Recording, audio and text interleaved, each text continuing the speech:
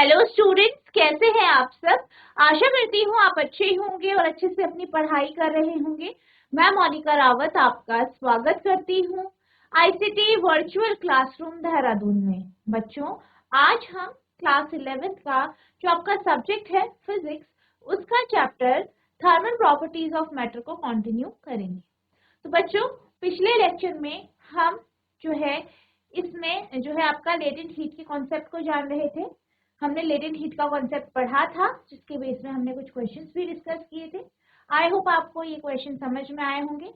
आज हम heat transfer के कॉन्सेप्ट को पढ़ें। अगर हम हीट ट्रांसफर के क्वेश्चन जो टॉपिक है इसकी बात करें, तो ये जो टॉपिक है ये आप जो है छोटी क्लासेस से पढ़ते हैं। हमने ये पढ़ा है कि किस प्रकार से किसी भी वस्तु पे हीट का यानी ऊष्मा का स्थानांतरण होता है। अब जब हम हीट ट्रांसफर की बात करते हैं, तो सबसे पहले अगर हम हीट की बात करें, ऊष्मा की बात करें, तो ऊष्मा क्या है? एक प्रकार की ऊर्जा है। ऊष्मा एक प्रकार की ऊर्जा है, ठीक है। और ये क्या है? एक जो है ऊर्जा का एक फॉर्म है। जब भी हम हीट की बात करते हैं, तो आप जानते हैं कि हीट हमें अनेकों प्रकार से मिलती है। जैसे इसके बहुत सारे स्रोत हैं। सूर्य इसका स्रोत है, आग इसका स्रोत है, और आपके जो है इलेक्ट्रिकल एनर्जी, जब उसको आप किसी हीटर से प्रवाहित करते तो हीटर से भी आपको ऊष्मा ही प्राप्त होती है। तो हीट ट्रांसफर के ऊष्मा स्थानांतरण या ऊष्मा के बेसिकली अनेकों स्रोत है। अब हम बात करते हैं ऊष्मा का स्थानांतरण। तो ऊष्मा का स्थानांतरण का मतलब क्या है? ऊष्मा एक प्रकार की ऊर्जा है, जैसे आपका सौर ऊर्जा, ठीक है, या आपकी जो साउंड एनर्जी है, ठीक है, ध्वनि ऊर्जा, लाइट एनर्जी है, प्रकाश ऊर्जा। तो आप ये जानते हैं कि इस प्रकार की अलग अलग प्रकार की जो ऊर्जाएं हैं, ये सब चलती है, गमन करती है। आपने प्रकाशीय ऊर्जा के बारे में ये पढ़ा है कि इस प्रकार की ऊर्जा जो है वो जो है आपके निर्वात से भी चलती है, इसीलिए इसे इलेक्ट्रोमैग्नेटिक वेव कहा जाता है, ठीक है। इलेक्ट्रोमैग्नेटिक वेव्स जो होती हैं वो आपके निर्वात या वैक्यूम में भी चलती है। वहीं आपने जो है साउंड एनर्जी के बारे में पढ़ा है, ध्वनि ऊर्जा के बारे में पढ़ा है कि जो ध्वनि ऊर्जा होती है वो आपके जो अलग अलग पदार्थ है, अलग अलग मटेरियल है, उनसे वो ट्रैवल करती है। वो कभी भी निर्वात से ट्रैवल नहीं करती है, इसलिए हम उसे क्या कहते हैं? मैकेनिकल एनर्जी कहते हैं। इसी प्रकार से अगर हम ऊष्मा की बात करें, तो ऊष्मा का जो स्थानांतरण होता है या इसका जो ट्रैवल होता है वो अलग अलग जो है वस्तुओं के माध्यम से होता है। जैसे कि जो ऊष्मा है वो आपकी जो है सॉलिड यानी ठोस से भी स्थानांतरित होती है, ठीक है। सॉलिड यानी ठोसों से स्थानांतरित होती है, लिक्विड यानी तरल से, और गैसेस यानी जो आपके एयर है या गैस है उससे भी इसका स्थानांतरण होता है। पर यहाँ पे ये अलग अलग तरीके से जो है इनका स्थानांतरण होता है।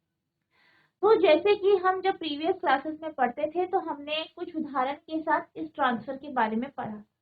जैसे अगर हम सॉलिड की बात करें, ठीक है, सॉलिड की बात करें, मान लीजिए हमारे पास जो है एक जो है लोहे की रॉड है, ठीक है, लोहे की क्या है? रॉड है। अब क्या होता है? लोहे की रॉड के एक छोर पर हम क्या करते हैं? हमने जो है यहाँ पे आग लगाई और इसके लोहे की एक छोर को हम गर्म कर रहे हैं। मान लीजिए हम इसके एक छोर को गर्म कर, अब हम जब इसे एक छोर को गर्म करते हैं तो क्या होता है? कुछ टाइम तक आप इसे इस तरीके से रखते हैं, धीरे धीरे करके आप क्या देखते हैं कि आपको बी छोर भी गर्म लग रहा है। लेकिन अगर हम बी छोर की बात करें, तो बी छोर जो है वो आग के डायरेक्ट कांटेक्ट में नहीं है।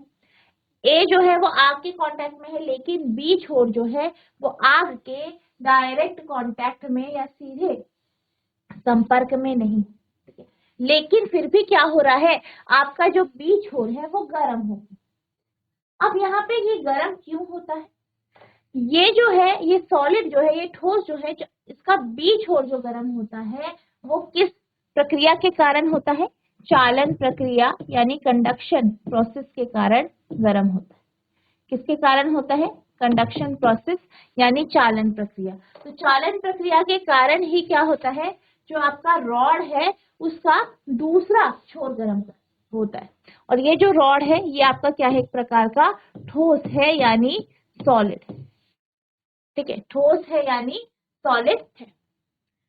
अब इसी तरीके से हमने दूसरी प्रक्रिया पढ़ी थी जो कि हमने लिक्विड में ऑब्जर्व की थी। हमने क्या किया था, हमने एक, मान लीजिए आपके पास एक बर्तन है, इसमें आप क्या करते हो, पानी रख देते हो कि यहाँ पे आपका क्या है, पानी है। अब हमने क्या किया, इस बर्तन में पानी भरा और हमने क्या करा, इसके नीचे हमने आग लगाई, यानी हम पानी को क्या कर रहे हैं, गर्म कर रहे हैं, हीट कर। हमने क्या देखा कि जो पानी का निचला हिस्सा है जो आग के कांटेक्ट में है, ये तो गर्म हुआ है, पर साथ ही साथ हमने ये भी ऑब्जर्व किया कि पानी का जो ऊपरी सतह है वो भी गर्म हो गया। यानी सिर्फ नीचे का हिस्सा ही नहीं बल्कि पानी के ऊपर का हिस्सा भी क्या हो गया है, गर्म हो गया है। अब यहाँ पे ऐसा क्यों होता है, ऐसा इसलिए होता है क्योंकि हम यहाँ से क्या कर रहे हैं, यहाँ पे से ऊष्मा दे रहे हैं, हीट दे रहे हैं। हीट के कारण यहाँ पे जो है आपके जो पानी है वो गर्म हो रहा है और फिर क्या हो रहा है, ये पानी हल्का होकर ऊपर जा रहा है, जैसे कि आपने पढ़ा है, हल्का होकर ये पानी क्या कर रहा है, ऊपर जा रहा है। ऊपर का जो ठंडा पानी है वो भारी है, नीचे आ रहा है और इस तरीके से एक साइकिल बन रही है जिस कारण क्या हो रहा है, आपका जो पानी है वो गर्म हो रहा है। और इस प्रक्रिया को हम क्या कहते हैं, कन्वेक्शन यानी संवहन। संवहन, ठीक है, संवहन इसे कहते हैं, कन्वेक्शन इसे कहते हैं। और इस प्रकार की प्रक्रिया हमें कहाँ दिखाई देती है, लिक्विड में दिखाई देती है। और लिक्विड के मॉलिक्यूल्स कैसे होते हैं, आपके लूजली बाउंड होते हैं, अपने एरिया में, अपने वॉल्यूम में आसानी से मूव कर सकते हैं, गति कर सकते हैं। इसलिए हमें कन्वेक्शन जैसी जो प्रक्रिया है वो हमें इस पानी में ही दिखाई देती है। वहीं अगर हम ठोस की बात करें तो ठोस में क्या होते हैं, आपके बहुत सारे मॉलिक्यूल्स होते हैं और ये सब क्या होते हैं, टाइटली पैक्ड होते हैं। अब यहाँ पे क्या होता है, आपके जो मॉलिक्यूल्स है, जो कण है, वो एक जगह से दूसरी जगह नहीं जा सकते, पर वो क्या करते हैं, अपनी जगह पे रहकर वाइब्रेट होते हैं। ठीक है, यहाँ पे तो गर्मी के कारण वो क्या कर रहे हैं, मूव कर रहे हैं। लिक्विड क्या है आपका, लूजली बाउंड है उसके आगे। आपको पता है कि जो लिक्विड होता है, लिक्विड का डेफिनेट जो है वॉल्यूम होता है पर डेफिनेट साइज नहीं होता, और इसके पार्टिकल्स थोड़ा दूर दूर होते हैं, किसके कंपैरिजन में, ठोस के कंपैरिजन में। और ठोस में कैसे होते हैं, एकदम बिल्कुल इस तरीके से, बिल्कुल कॉम्पैक्ट फॉर्म में, बिल्कुल कॉम्पैक्ट फॉर्म में एक दूसरे के साथ बिल्कुल मिले हुए होते हैं। लेकिन जब हम गैस की बात, जब हम लिक्विड की बात करते हैं तो लिक्विड के मॉलिक्यूल अपने जो वॉल्यूम है उसमें मूव कर सकते हैं, तो इसलिए वो आसानी से यहाँ पे, क्योंकि गर्म हीट आई है, हीट एक प्रकार की एनर्जी है, और एनर्जी के कारण क्या हो गए, वो अपने जगह पर वाइब्रेट होंगे, मूव होंगे, ठीक है, गति करेंगे, मोशन होगा, और पूरे के पूरे यहाँ पे जो वाटर है या जो भी जल है उसमें क्या करेंगे, वो मूव करेंगे। वहीं अगर हम ठोस की बात करें तो ठोस में जो मॉलिक्यूल्स होते हैं वो काफी टाइटली पैक्ड होते हैं।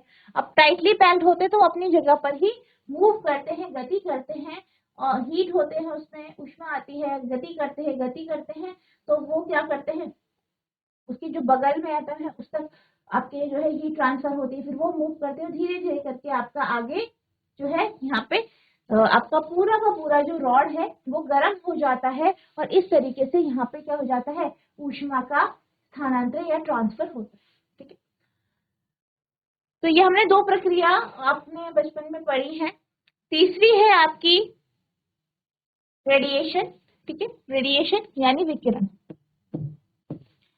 इस प्रकार की प्रक्रिया आपने जो है यहाँ पे, इस प्रकार की प्रक्रिया से ही जो ऊष्मा है, सूर्य की ऊष्मा हमारी पृथ्वी तक आती है। आप ये जानते हैं पृथ्वी और सूर्य के बीच में किसी भी प्रकार का कोई भी माध्यम नहीं है।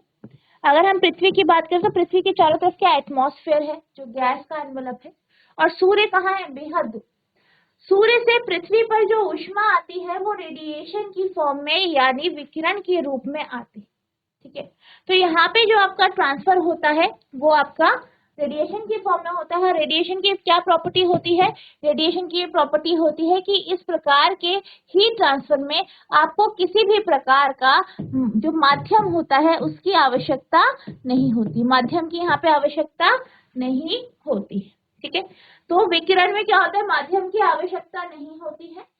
संवहन बेसिकली जो आपके लूज, जैसे जो ऐसी चीजें हैं, ऐसे मैटर है, ऐसे पदार्थ जो लूजली बाउंड है, जैसे आपका लिक्विड हो गया, गैस हो गया। गैस में भी इस प्रकार की प्रक्रिया दिखाई देती है, जो कि आपने पढ़ा है, सी ब्रीज लैंड ब्रीज। ठीक है, आपने सी ब्रीज लैंड ब्रीज के बारे में पढ़ा है। ठीक है, थल समीर और आपका जो है जल समीर, ये पढ़ा है आपने।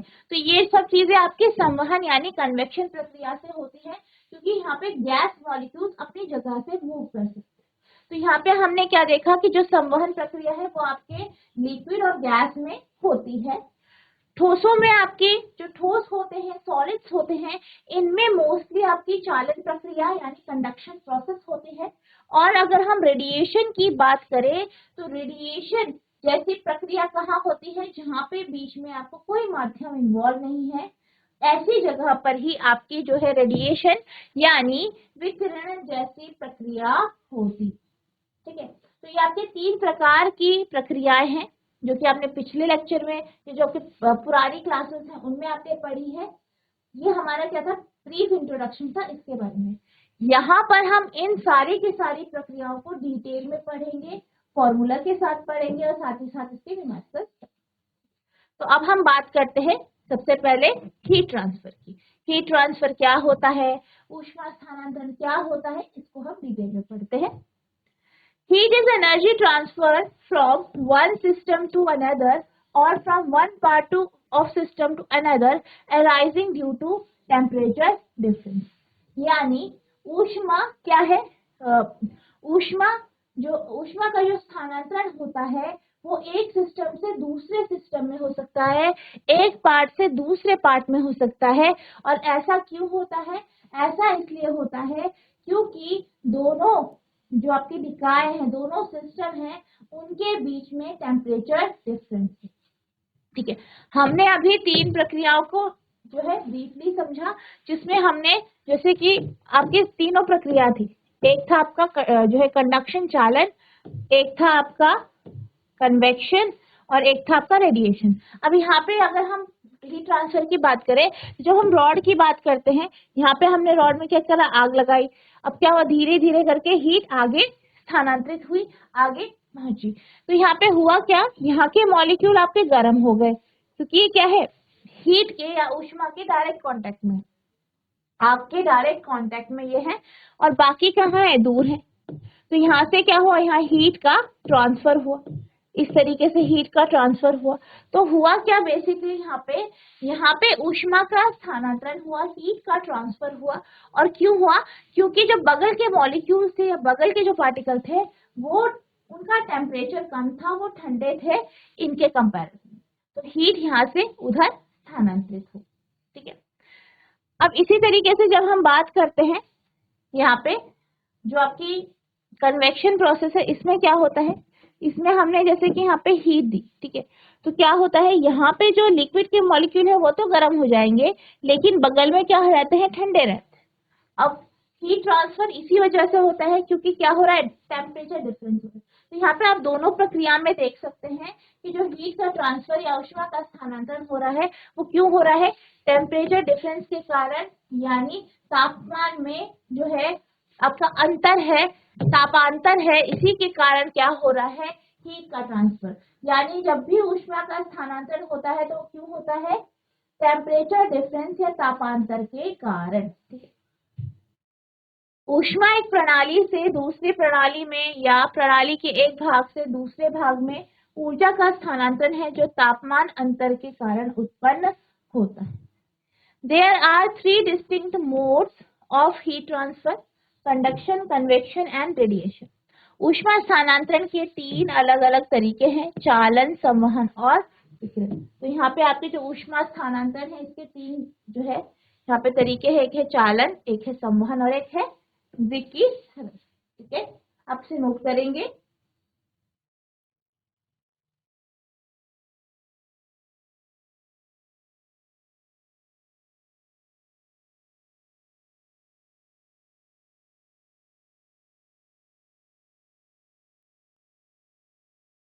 अब हम चालन प्रक्रिया को डिटेल में पढ़ें। चालन एक ऐसी प्रक्रिया है, कंडक्शन एक ऐसी प्रोसेस है जिसमें हीट का यानी ऊष्मा का क्या होता है, स्थानांतरण होता है। क्या होता है, ऊष्मा का स्थानांतरण। बेसिकली इस प्रकार की प्रक्रिया हम ज्यादातर सॉलिड्स में देखते हैं। और यहाँ पे क्या होता है, यहाँ पर जो पूरा का पूरा आपका सॉलिड है या ठोस है वो गर्म हो जाता है, बगैर पूरे के पूरे सॉलिड को जो है आपके जो हीट का सोर्स है, ऊष्मा का जो स्रोत है, उसके पास रखते हैं। अब हम डिटेल में ये समझते हैं कि किस प्रकार से ऐसा होता है। मान लीजिए ये हमारे पास एक लोहे की रॉड है और हमने क्या किया, इसे गर्म किया। मान लीजिए यहाँ पे जो टेम्परेचर हुआ है, अभी हमने गर्म करना शुरू किया और इसका तापमान हो गया आपका 40 डिग्री सेल्सियस, यहाँ पे जो मॉलिक्यूल है। अब ये हीट क्या होगा, आगे ट्रांसफर होगा, इसने हीट ऑब्जॉर्ब की, आगे ट्रांसफर होगा। तो मान लीजिए इस बिंदु पे आपकी हीट पहुंची और यहाँ पे हमने हीट कितनी देखी, यहाँ पे मान लीजिए 30 डिग्री सेल्सियस आपका तापमान होगा, तापमान हो गया। नेक्स्ट ऊष्मा आगे गई, इस बिंदु पे पहुंची, क्या होगा, ऊष्मा ये एब्जॉर्ब करेगा और कुछ आगे भेजेगा। तो आगे भेजी तो यहाँ पे आपकी 20 डिग्री सेल्सियस हो गई, ठीक है। तो इस तरीके से क्या हुआ, ऊष्मा आपकी आगे ट्रांसफर हुई। नेक्स्ट क्या हुआ, हमने इसे और गर्म किया और क्या हुआ, यहाँ पे आपकी जो ऊष्मा है, यहाँ पे इस पार्ट की जो हीट है वो मान लीजिए 60 डिग्री हो गई, इधर आपकी 50 हो गई, ठीक है, यहाँ पे आपकी 40 हो गई और यहाँ पे आपकी 30 डिग्री सेल्सियस हो गई।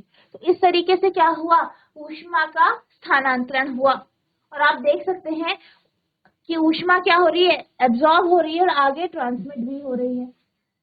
तो ये चीज आपने ऑब्जर्व की होगी कि जब भी हम किसी भी लोहे की चीज या कोई भी आपकी धातु की चीज है, उसके एक सिरे को हम गर्म करते हैं, तो जो दूसरा सिरा होता है उसको जब आप टच करते हो तो वो आपको कम गर्म मिलता है, मतलब उतना गर्म नहीं होता जितना आपका ये पार्ट। तो इस तरीके से क्या होता है, यहाँ पे ऊष्मा का स्थानांतरण है। अब हम देखते हैं कि किस प्रकार से होता है। अब यहाँ पे जैसे कि मैंने आपको बताया, यहाँ पे आपके सॉलिड है और सॉलिड के सारे मॉलिक्यूल्स क्या होंगे, बिल्कुल एकदम क्या होंगे, कॉम्पैक्ट होंगे, एक दूसरे से बिल्कुल लगे। अब यहाँ पे हमने हीट दी तो क्या होगा, जो आपके एटम्स है वो क्या करेंगे, वाइब्रेट करेंगे अपनी जगह, वो ऊष्मा उन पे आ जाएगी, एनर्जी आ जाएगी, एनर्जी के कारण क्या करेंगे, वो वाइब्रेट होंगे, ठीक है, वो एक्साइटेड हो जाएंगे और वाइब्रेट होंगे। वाइब्रेशन के कारण क्या होगा, उनके जो बगल वाले एटम्स हैं वो भी उनके टच में आएंगे, वो भी गर्म होंगे और वो भी वाइब्रेट होंगे। और धीरे धीरे करके इस प्रकार से क्या होगा, यहाँ पे ऊष्मा का स्थानांतरण हो, ठीक है। तो इस प्रकार से आपका क्या होता है, ऊष्मा का स्थानांतरण होता है। और इस प्रकार की प्रक्रिया आपने बहुत सारी जगह देखी होंगी, जैसे हमने यहाँ पे लोहे की रॉड की बात करी, इसी प्रकार से जो है आपके बर्तन होते हैं, ठीक है, आपने देखा होगा, जैसे आपका प्रेशर कुकर है, ठीक है, प्रेशर कुकर है, या आपका जो फ्राई पैन है, आपने देखा होगा उसका हैंडल हम किसका बनाते हैं, प्लास्टिक का बनाते हैं। क्यों करते हैं ऐसा, क्योंकि जब हम यहाँ पे हीट करते हैं इसे, ठीक है, तो क्या होता है, आपका बर्तन का ये हिस्सा ही नहीं बल्कि धीरे धीरे करके आपका पूरा बर्तन गर्म हो जाता है। और अगर आप इसको उठाना चाहते हो तो आप अगर यहाँ से हैंडल नहीं है, मान लीजिए ऐसे उठाते हो तो आपके हाथ जल सकते हैं। तो इसलिए यहाँ पे प्लास्टिक की कवरिंग होती है ताकि आप इसे आसानी से उठा सकें। तो ये आपका इस तरीके से होता है। Conduction is the mechanism of transfer of heat between two adjacent part of body because of their temperature difference. Conduction या चालन एक ऐसी प्रक्रिया है जिसमें क्या होता है, ऊष्मा का स्थानांतरण होता है। और ऊष्मा का स्थानांतरण क्यों होता है, क्योंकि जो आसपास की जो आपका पार्ट है वो कैसा होता है, जो आसपास में जो पार्ट है उनका क्या होता है, टेम्परेचर डिफरेंस होता है, तापमान में अंतर होता है। और इसी तापांतर के कारण ही क्या होता है, यहाँ पे ऊष्मा का स्थानांतरण होता है।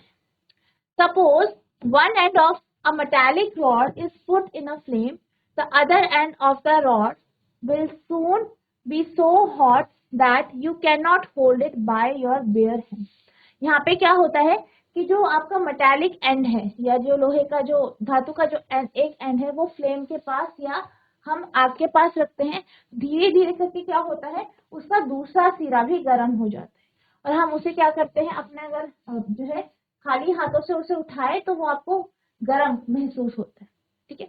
Here heat transfer takes place by conduction from the hot end of the rod through its different part of the other end. यहाँ पे क्या होता है, यहाँ पे रॉड से क्या होता है, जो है आपकी हीट ट्रांसफर होती है और जिस कारण क्या होता है, रॉड का जो दूसरा सिरा है वो भी गर्म हो जाता है। Gases are poor thermal conductor. Gases क्या है, पुअर कंडक्टर है थर्मल के, ठीक है। तो ये क्या है, ताप, जो तापीय चालक होते हैं उसके जो है पुअर कंडक्टर है। When liquids have conductivities intermediate between solids and liquid। अगर हम लिक्विड की बात करें तो लिक्विड की जो कंडक्टिविटी होती है वो सॉलिड और गैसेस के बीच में होती है। चालन किसी पिंड के दो निकटवर्ती भागों के बीच उनके तापांतर के कारण ऊष्मा के स्थानांतरण की व्यवस्था है।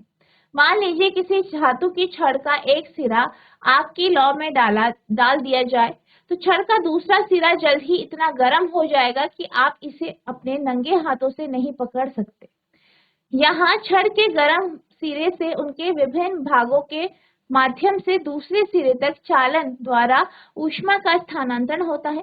जैसे गैस खराब तापीय चालक होते हैं जबकि तरल पदार्थों में ठोस और गैस के बीच मध्यवर्ती चालकता होती है, ठीक है। तो ये आपका यहाँ पे है, ठीक है, आप इसे नोट करेंगे।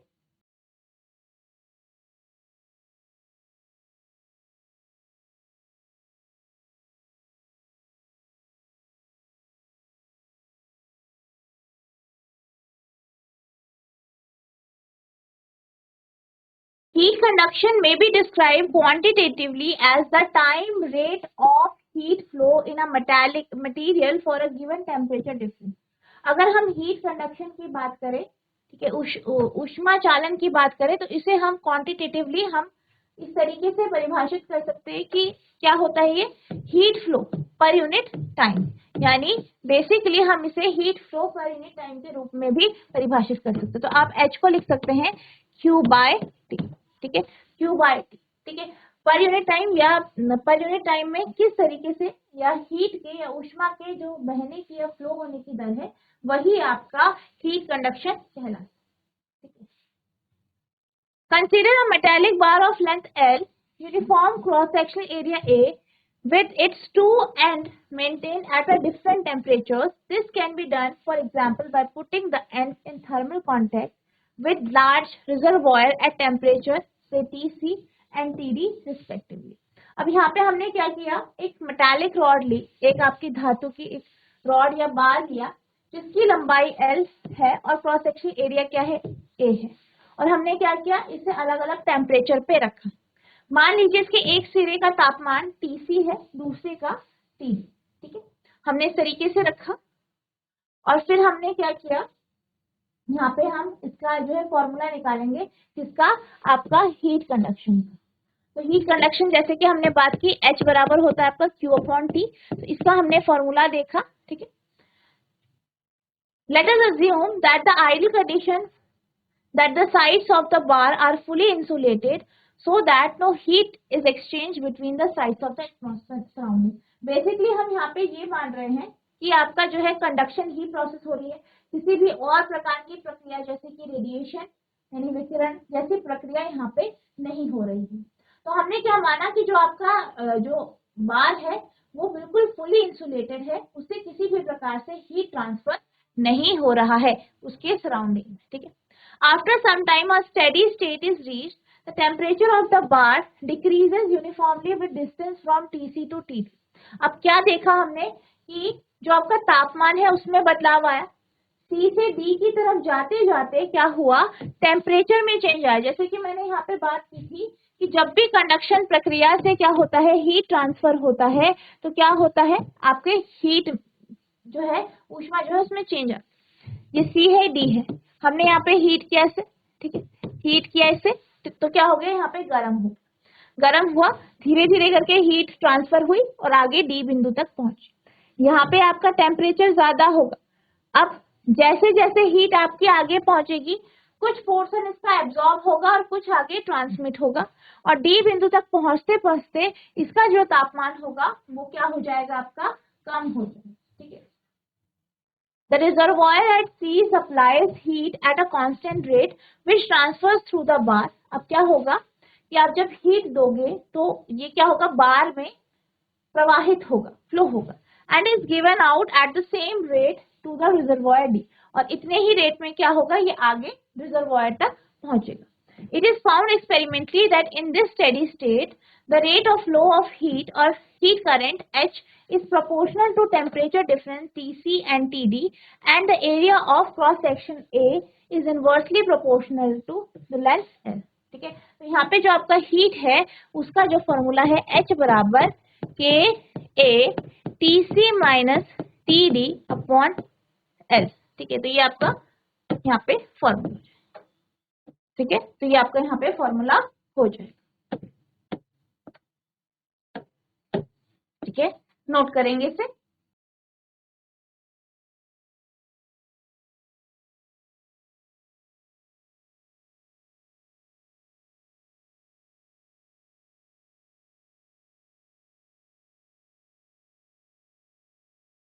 आइए आदर्श स्थिति मान लें कि बार के किनारे पूरी तरह से इंसुलेटेड है ताकि किनारों और परिवेश के बीच कोई गर्मी का आदान प्रदान या कोई ऊष्मा का आदान प्रदान ना हो।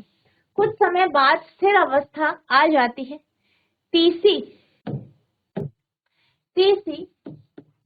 से टीडी की दूरी के साथ बार का तापमान समान रूप से घटता है। सी एक स्थिर दर पर गर्मी की आपूर्ति करता है जो बार के माध्यम से स्थानांतरित होता है। उसी दर से डी का पर जलाशय को दिया जाता है। प्रयोगात्मक रूप से यह पाया गया है कि स्थिर अवस्था में गर्मी के प्रवाह की दर जो है या ऊष्मा की जो दर है, ठीक है, एच तापमान अंतर या तापांतर टीसी माइनस टीडी और क्रॉस सेक्शन ए के क्षेत्र के समानुपाती है और लंबाई एल के वक्रानुपाती है। तो एच बराबर है आपका K A T C minus T D upon L, ठीक है। तो ये आपका यहाँ पे फॉर्मूला हो गया, कि नोट करेंगे। अब यहाँ पे के क्या है आपका, के क्या है, कांस्टेंट ऑफ प्रोपोर्शनैलिटी है जिसे हम थर्मल कंडक्टिविटी कहते हैं, ठीक है। किसी भी मटेरियल, किसी भी पदार्थ की थर्मल कंडक्टिविटी हम इसे कहते हैं। The greater the value of के की वैल्यू जितनी ज्यादा होगी the more rapidly will it conduct heat, यानी के की वैल्यू जितनी ज्यादा उतना ज्यादा हीट यहाँ पे कंडक्ट होगा। एसआई यूनिट ऑफ के इज जूल पर सेकेंड पर मीटर पर केल्विन, ठीक है, या वॉट पर मीटर केल्विन, ठीक है। अनुपातिकता के स्थिरांक को के कहा जाता है। ये क्या है, पदार्थ की तापीय चालकता। किसी सामग्री के लिए के का मान जितना अधिक होगा उतना ही अधिक होगा, यह तेजी से गर्मी का संचालन करेगा, उतना ही अधिक तेजी से क्या करेगा, गर्मी का चालन करेगा। के की एसआई यूनिट या एसआई मात्रक जो है वो जूल पर सेकेंड मीटर पर केल्विन है या वॉट पर मीटर पर केल्विन, ठीक है। ये आपका इस तरीके से आपसे नोट कर।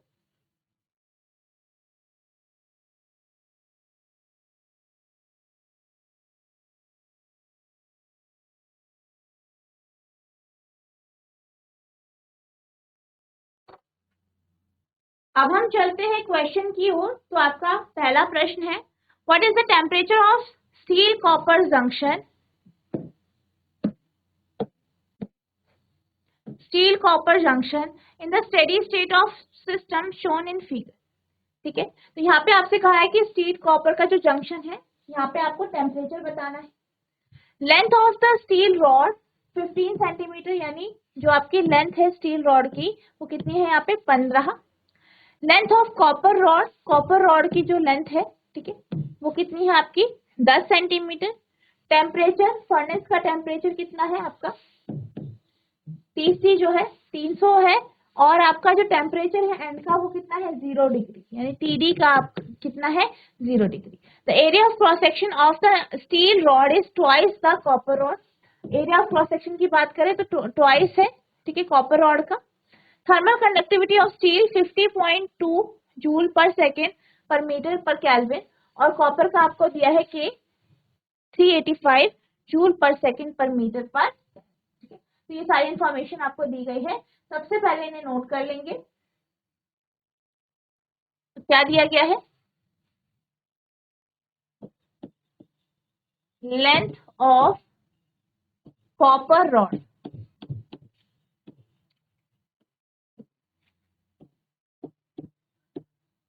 तांबे की छड़ की लंबाई,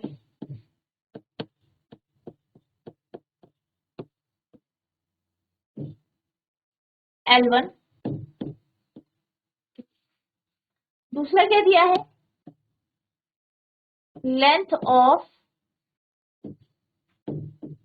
स्टील रॉड, यानी स्टील की छड़ की लंबाई,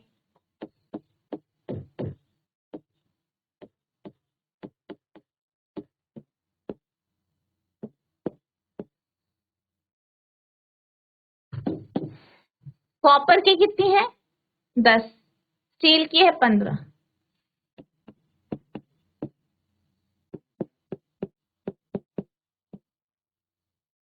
ठीक है, L1 L2 आ गया। अब हम बात करते हैं यहाँ पे टेम्परेचर की। तो फर्नेस का जो तापमान है,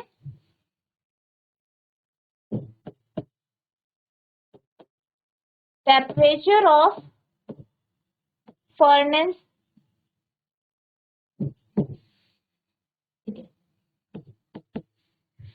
हम इसे जो है आप T1 भी लिख सकते हैं, T1 ही ले लेते हैं। कितना है आपका 300।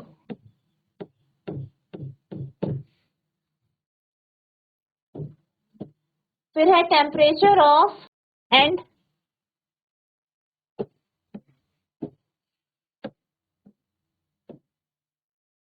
ठीक है T2।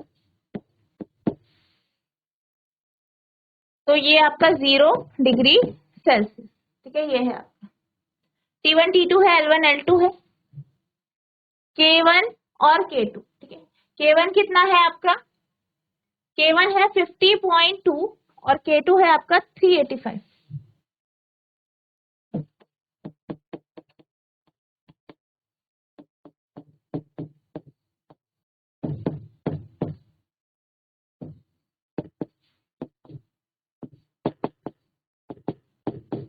ठीक है, ये आपको यहाँ पे ये चीजें दी गई है।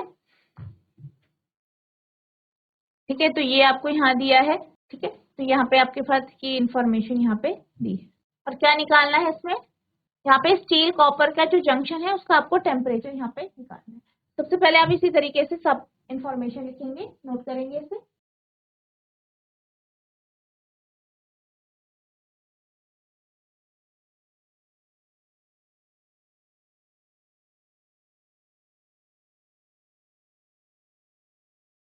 अब यहाँ पे आपके पास जो है एरिया के क्रॉस सेक्शन के बारे में कहा है कि जो स्टील का जो रॉड है, the area of cross section of steel rod, यानी स्टील की जो रॉड है उसका जो एरिया है वो ट्वाइस है कॉपर का। ठीक है, यानी A1 जो है वो बराबर है ट्वाइस ऑफ A2। ये ध्यान रखें। ठीक है, ये भी आपको यहाँ पे इंफॉर्मेशन दी है। ठीक है, अब हम इसे सॉल्व करेंगे। तो फॉर्मूला क्या है इसका, K1A1, ठीक है, T1 minus T2 upon L1 equals to K2A2। T1 minus T होगा और यहाँ पे होगा आपका T2 minus T upon L2। ठीक है, ये आपका स्टील का है और ये आपका कॉपर का है। हमें T निकालना है, दोनों के इंटरमीडिएट यानी जो बीच का हिस्सा है उसका टेम्परेचर, तो हमने T ले लिया। ठीक है, अब आप यहाँ पे वैल्यूज पुट करेंगे। तो यहाँ पे K1 का जो मान है 50.2, twice of A2 300 minus T upon L की वैल्यू कितनी है यहाँ पे, L जो है यहाँ पे है L1 है 10, K2 जो है वो है 385, A2 0 minus T upon L2 कितना है यहाँ पे 15, ठीक है 15 है ये, यहाँ पे आपका T माइनस T नॉट हो,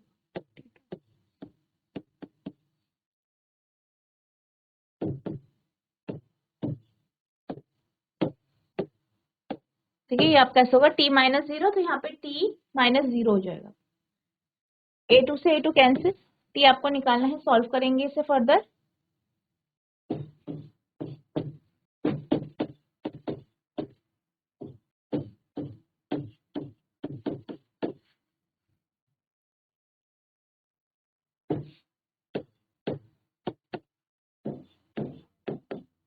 ठीक है इसे फर्दर सॉल्व करेंगे,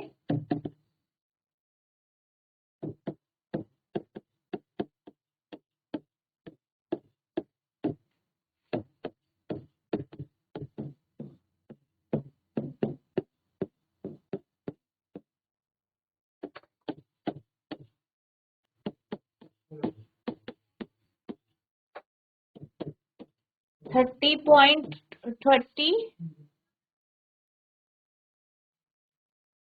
3012 माइनस, ठीक है ये आपका उधर चल जाएगा, तो ये बराबर 77T upon 3 plus 50.2T upon 5, ठीक है इसे सॉल्व करेंगे फर्दर 15, ठीक है और इसे सॉल्व करेंगे 385T प्लस तो 150.6T, ठीक है इसे फर्दर आप आगे सॉल्व करेंगे, तो यहाँ पे आपका जो आंसर आएगा वो T की वैल्यू आ जाएगी 44.4 डिग्री सेल्सियस, ठीक है तो ये आपका यहाँ पे टेम्परेचर आ जाएगा, आप इसे नोट करेंगे। तो बच्चों आज हमने हीट ट्रांसफर में कंडक्शन प्रोसेस को पढ़ा, आई होप आपको ये टॉपिक समझ में आया होगा, इसके बेस में हमने क्वेश्चन भी सॉल्व किया, ये भी आपको अच्छे से क्लियर हुआ होगा।